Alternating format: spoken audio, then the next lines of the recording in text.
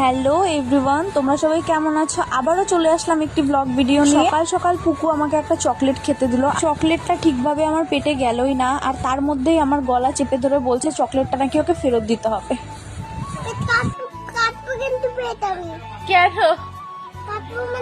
সকালে আমার বাড়িতে যা যা কাজ থাকে, রান্নাবাড়ি সব কিছু কমপ্লিট করে আমি বসে আছি। তারপরে আমার পার্সেল চলে আসলো একটা, সেটা নেওয়ার পর আমি স্নানে চলে গেলাম।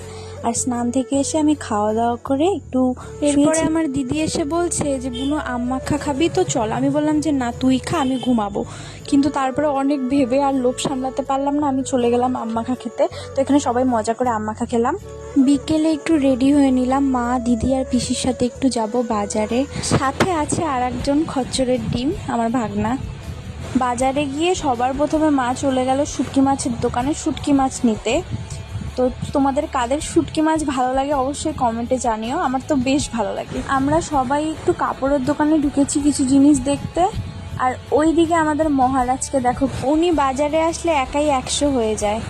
একা একাই ঘুরে দোকানে যায়, দোকানদার কাকুদের সাথে আবার ওর ভালো মিলও হয়ে যায়, আবার গল্পও করতে থাকে ও। তারপর বাড়িতে এসে সিঙ্গারা আর চা খেয়ে নিই। ব্লগটি কীরকম লাগলো অবশ্যই জানিও।